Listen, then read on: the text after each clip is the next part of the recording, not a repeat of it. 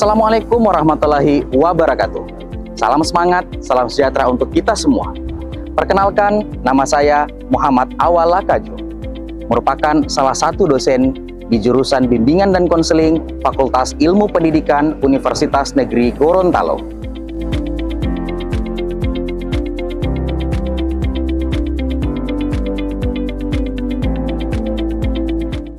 Video ini saya susun sebagai bagian dari pernyataan diri dosen dalam unjuk kerja Tridharma Perguruan Tinggi, khususnya bidang pengajaran dalam rangka sertifikasi dosen tahun 2026.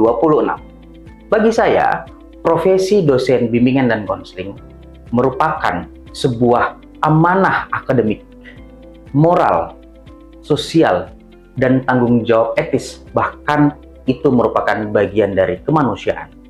Seorang dosen mestinya tidak hanya menyampaikan sekedar pengetahuan kepada mahasiswa, namun lebih daripada itu.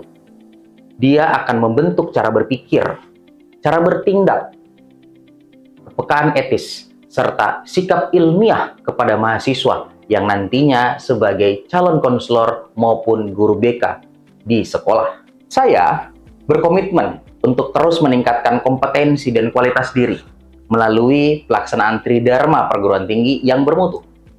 Komitmen ini diwujudkan melalui peningkatan kualitas pengajaran, pengembangan penelitian yang relevan, dan tentu pelaksanaan pengabdian kepada masyarakat yang memberikan manfaat yang nyata.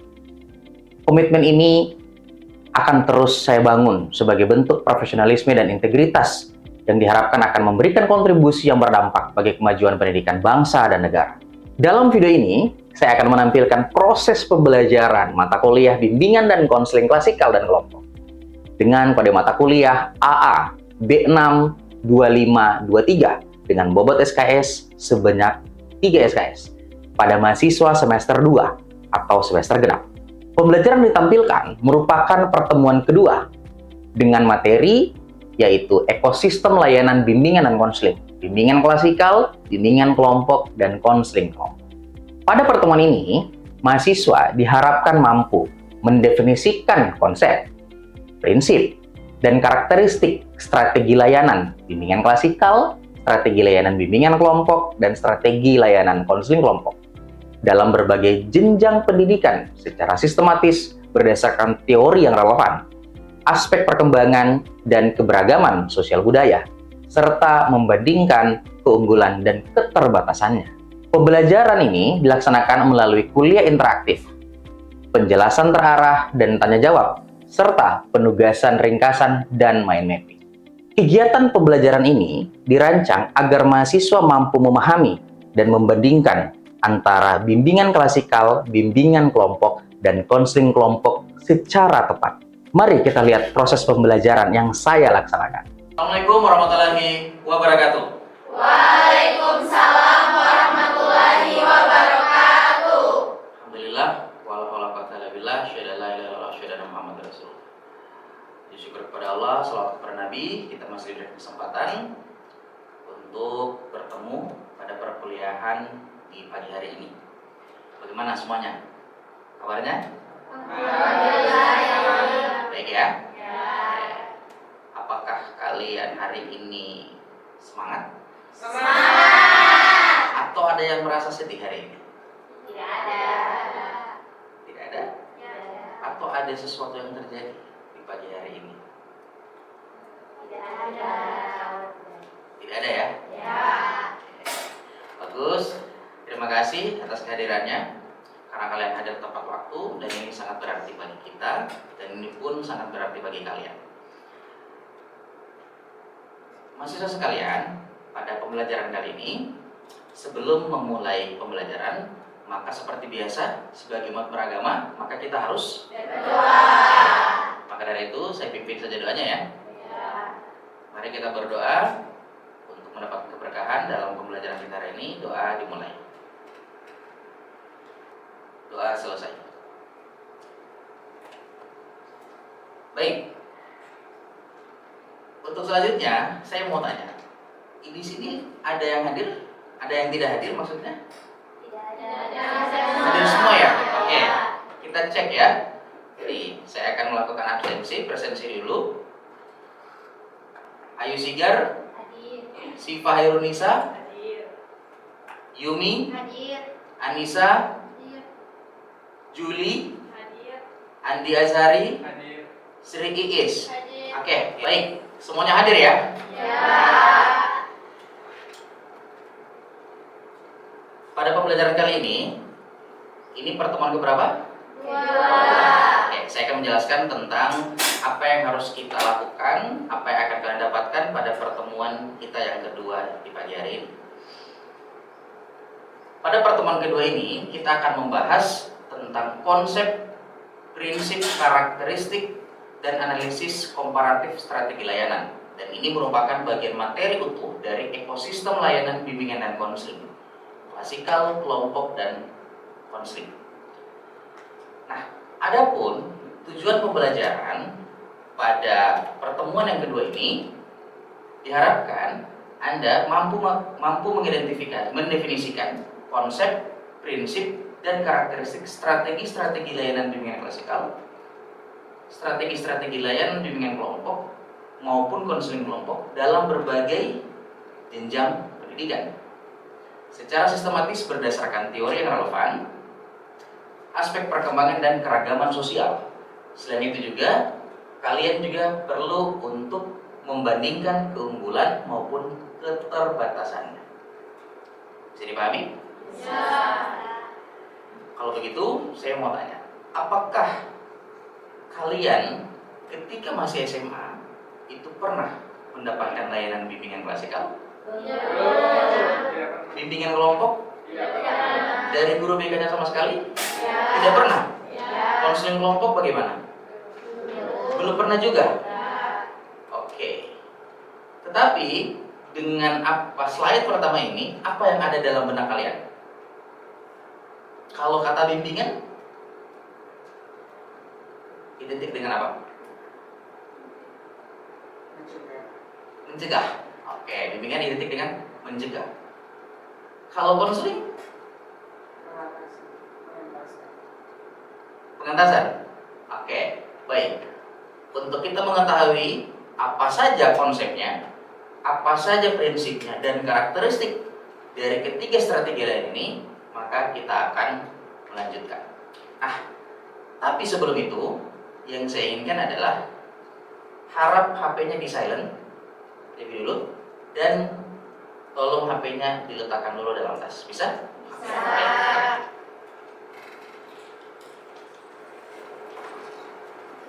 Sudah? Oke, baik. Kita bisa mulai ya? Oke, kita mulai selanjutnya.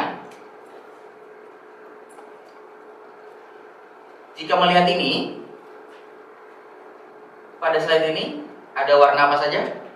Biru, hijau, orange. Bentuknya seperti apa? Corong ya? Ya. Tajam ke bawah. Ya.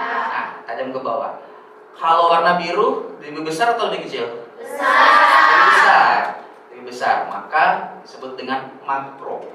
Ya, seluruh siswa. Nah, hakikat bimbingan dan konseling ini sebuah ekosistem yang ketiga-tiganya saling berkaitan. Apa hakikatnya? Proses sistematis membantu individu untuk memahami, mengembangkan potensi dan mengatasi tantangan hidup secara holistik, secara menyeluruh. Bimbingan dan konseling bukanlah polisi sekolah, melainkan fasilitator pertumbuhan dari pencegahan makro menuju Pemulihan mikro.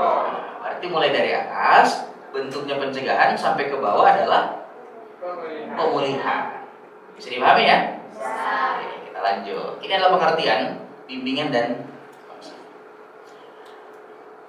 Merupakan sebuah fondasi pengetahuan untuk seluruh kelas, semua siswa. Tadi meso kan? Ya. Berarti besar untuk semua. Maka bimbingan kelas itu diperuntukkan untuk semua siswa.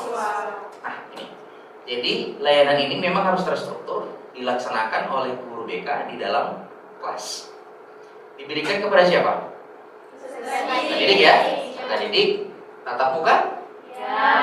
terjadwal ya. Ya. Jadwal rutin gitu ya, sebagai inti dari program bimbingan dan konseling komprehensif di di sekolah. Nah, selanjutnya yaitu bimbingan kelompok. Kalau tadi klasikal menyeluruh, kalau kelompok berarti lebih apa? Lebih kecil, ya?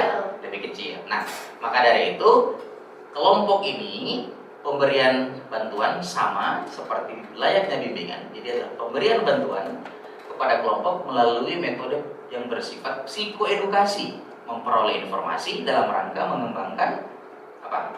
Keterampilan guna mencegah potensi-potensi masalah dan mendukung pertumbuhan. Pertumbuhan kepada siapa? Peserta siswa, ya. Selanjutnya konseling kelompok. Kalau konseling tadi apa? Lebih fokus ke apa? Pengentasan, ya. Nah, kalau pengentasan berarti ada apa? Ada masalah. Pintar, bagus. Oke. Nah, lihat di sini. Proses interpersonal dinamis. Artinya memang benar-benar sangat identik afeksional. Artinya kalau dalam proses konseling itu yang disentuh tidak hanya sekedar pemberian informasi, tetapi memang benar-benar dirasakan secara emosi yang terjadi, ya. Nih, fungsinya apa di sini? Terapeutik, seperti katarsis, ya. Rentis, orientasi realistis, dukungan emosional untuk mencapai apa? Ingat, sifatnya terapeutik. Remediasi. Tahu apa itu remediasi? Desi, tahu apa remediasi? Belum tahu? Oke, yang lain? Belum, ya? Remediasi itu sebagai upaya perbaikan. Kalau dulu kalian kenal dengan remedial. Oh. Ya, remediasi, ya.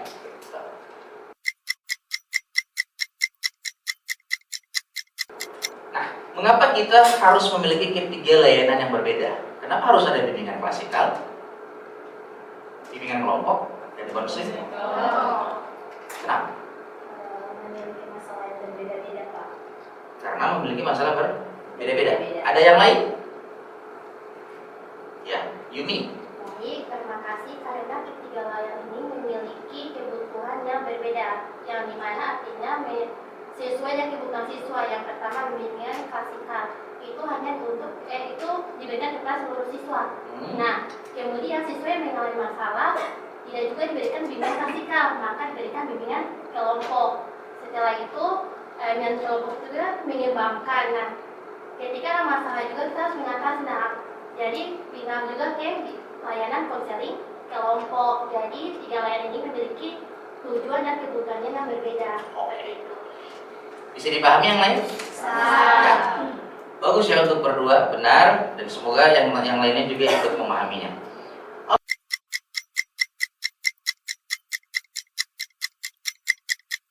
Nah, kita akan bedah karakteristik bimbingan klasikal. Kan tadi ada 3, ya. Nah, tentunya kalau ada 3 jenis ini, ada 3 strategi, maka pasti memiliki karakteristiknya masing-masing, membedakan si A, si B, si C. Sama kan? Kita juga kalau mau melihat seseorang, mengidentifikasi seseorang, membedakan orang yang 1, 2, dan 3, pasti kita tahu karakteristiknya. Baik itu karakteristik dari segi fisik maupun dari segi yang lain gitu, ya. Cara berpakaian mungkin, cara membawa motor mungkin, gaya berbicara mungkin, dan lain-lain, ya. Nah, sama. Bimbingan klasikal juga ini ada karakteristiknya. Bisa dilihat ada siapa dan di mana. Siapa yang dikasih adalah siswa, di mana bisa di dalam kelas, dan sebaiknya di dalam kelas karena dia terencana dan terstruktur, terjadwal tadi, kan. Nah, fokus lainannya apa? Perkembangan pribadi, sosial, belajar, dan karir secara umum. Sifat interaksinya multi arah, ya. Seperti kayak ngajar gini. Nah, tapi berbeda, dia bukan ngajar tapi membimbing, gitu, ya. Beda. Ya. Nah, nuansanya instruksional, nuansa mengajar. Tidak memuat rahasia. Durasinya kurang lebih 2 jam, atau kalau di sekolah itu bisa dengan JP, ya. Karakteristik apa ini? Bimbingan kelompok. Sama kalau tadi tadi satu kelas, kalau ini 2 sampai 15 orang.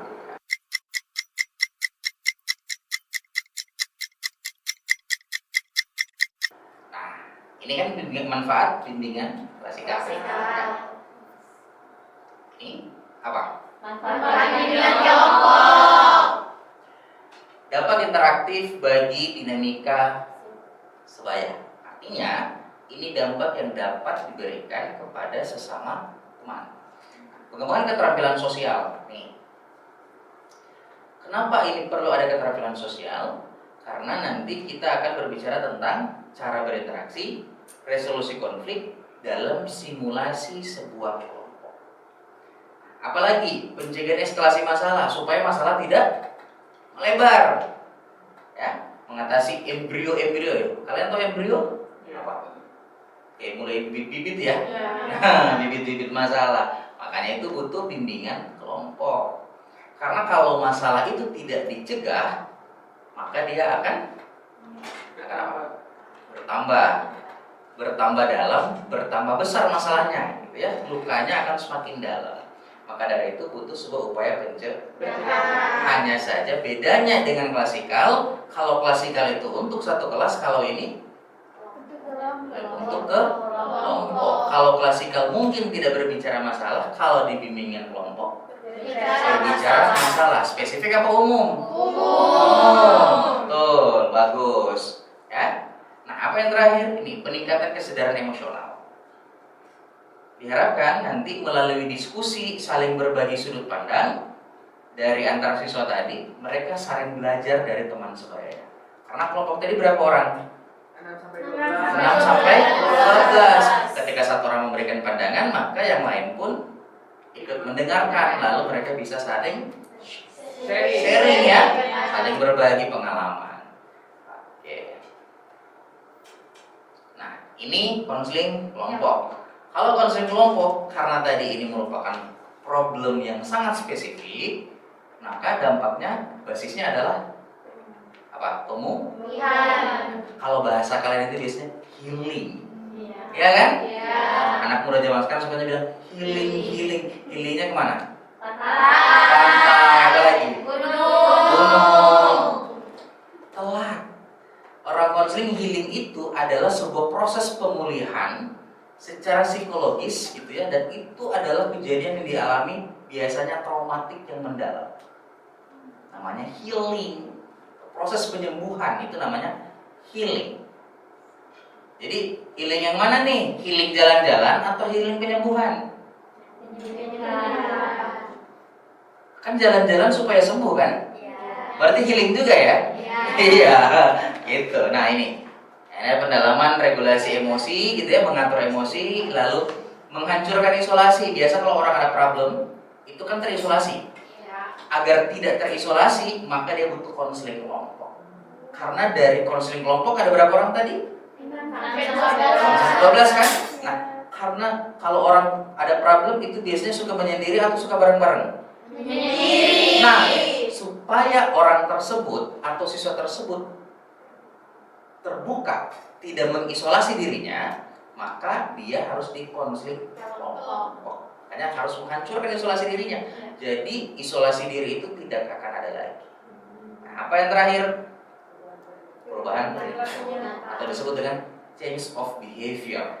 Jadi perubahan terhadap perilaku. Ujung-ujungnya mau layanan apapun harus ada change of behaviornya, harus ada perubahan perilaku. Nih, tapi itu dimodifikasi. Apa yang modifikasi? Kognitif, dirubah. Ya. Dirubah cara berpikirnya, perilakunya harus adaptif, mengikuti apa yang menjadi ketentuan, harus menerima kenyataan. Apalagi nih hasil akhir dan pemulihan emosional. Yang tadinya tidak suka, tidak mau makan gitu. Dari proses healing yang kalian bilang tadi melalui konseling kelompok gitu ya, manfaatnya ini. Ya. Hasil.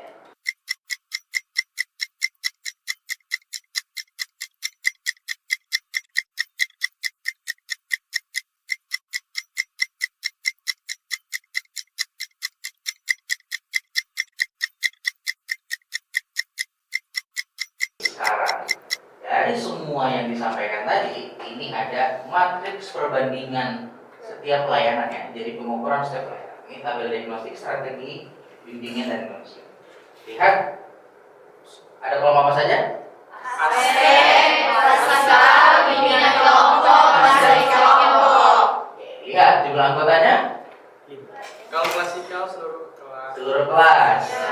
Anissa, kalau peran konselor pada bimbingan kelompok? Fasilitator dan tutor. Fasilitator sekaligus tutor ya. Ya. Sifat kerahasiaan untuk Desi ya. Desi Anio, sifat kerahasiaan. Kalau konseling kelompok apa?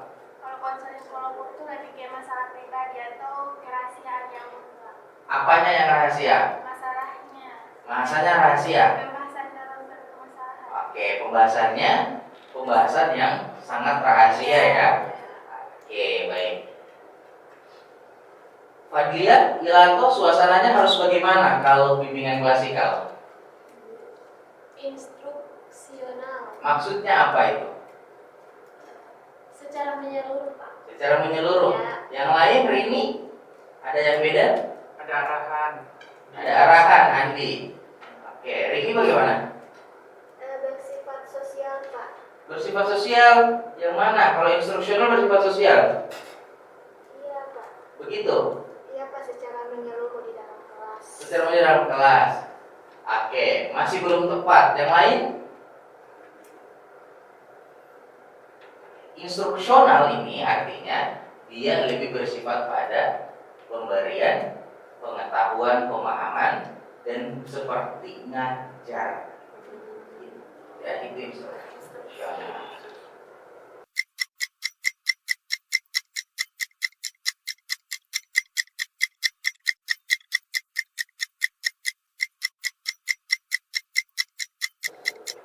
Nah, dari semua apa yang ditanyakan, apa yang sudah ditampilkan, apakah ada yang ingin ditanyakan? Ada yang mau bertanya? Ada yang mau bertanya, silakan. Kalau tidak ada yang bertanya, saya yang bertanya nih. Ada yang mau bertanya? Saya, Pak. Baik, Pak, terima kasih atas kesempatannya. Saya Desi izin bertanya, Pak, mengenai apa yang telah Bapak jelaskan tadi pada bagian konseling kelompok. Nah, kan pada bagian konseling kelompok itu tadi Bapak telah menjelaskan permasalahan yang dibahas itu lebih ke masalah pribadi. Nah, bagaimana kan terus konseling kelompok itu suasananya itu kan dalam bentuk kelompok. Ada terisi dari 6 sampai 12 orang dan bisa jadi 6 sampai 12 sesi. Nah, apakah dalam satu sesi itu permasalahan yang dibahas itu semuanya siswa atau hanya satu siswa? Karena kan dilihat siswa memiliki walaupun masalahnya sama tetapi memiliki faktor-faktor yang berbeda. Mungkin itu saja pertanyaan dari saya. Saya ucapkan terima kasih. Oke. Nah, tadi ada pertanyaan yang menarik dan bagus pertanyaannya. Desi ya. Nah, tadi bertanya tentang bagaimana apakah ini harus diselesaikan di sekian sesi sedangkan siswa masalahnya beda-beda dan faktornya pun beda-beda. Nah, baik. Pada konseling kelompok tadi itu kan banyak orangnya. Nah, sekian orang, masalahnya sama tidak? Sama. Kira-kira faktor penyebabnya beda? Beda. Beda ya? Kemungkinan beda, tapi ada kemungkinan sama nggak sih? Ada. Karena kemungkinan sama itu bisa lebih cepat. Kan sama faktornya.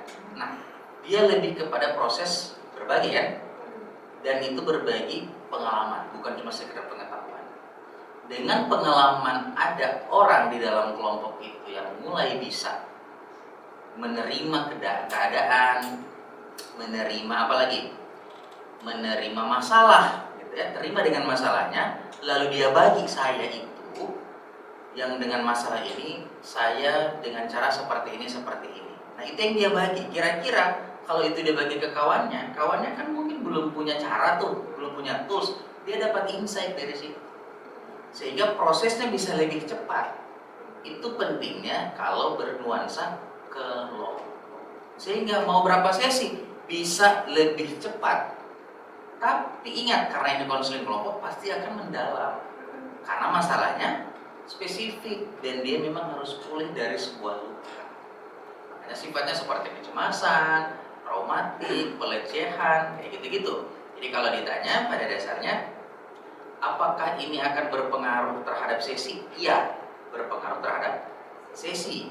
Tetapi juga bisa lebih cepat? Bisa. Apakah harus semua masalah siswa? Iya, semua masalah siswa. Semua masalah, karena memang faktornya beda-beda. Tapi tadi, karena dengan proses berbaginya, itu bisa lebih cepat. Bisa dipahami ya? Ya. Sudah jelas? Jelas. Baik, saya mau tanya. Ada yang mau bertanya lagi selain Desi? Tidak Tidak ada. Kalau tidak ada, maka kita akan menyimpulkan apa yang kita pelajari pada pagi hari ini. Nah, ini rangkuman yang bisa kita petakan dari apa yang sudah kita pelajari. Nah, jadi kalau bimbingan klasikal itu yang mana? Untuk siapa? Untuk siapa? Seluruh siswa. Yang warna apa? Biru.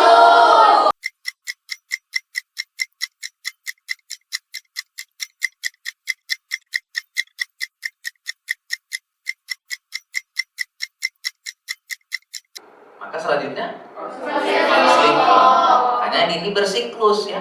Jadi bukan opsi yang terpisah, tetapi sebuah alur layanan yang sistematis dan terukur. Ya, jadi mulai dari pencegahan secara keseluruhan, upaya pengembangan, semuanya ada di bimbingan klasikal, lalu bimbingan kelompok itu sudah mulai ada masalah, tetapi masih bersifat umum. Dan memang dalam rangka upaya meningkatkan diri juga, sedangkan konsen kelompok memang masalah yang mendalam. Ya, demikian pembahasan materi perkuliahan kita di pagi hari ini untuk pertemuan kedua. Sudah selesai, clear, namun ada yang mau saya tanyakan. Adakah yang ingin kalian sampaikan atau yang kalian dapatkan hari ini? Ada? Mudah memahami ini? Mudah. Senang dengan perkuliahan hari ini? Senang. Yakin? Yakin. Berarti kalau senang, maka ketika pertemuan ketiga pasti hadir semua ya? Ya. Baik, nah untuk itu seperti biasa, karena kita awali dengan berdoa, maka kita akhiri juga dengan Berdoa. mari kita berdoa di akhir kegiatan ini. Doa mulai.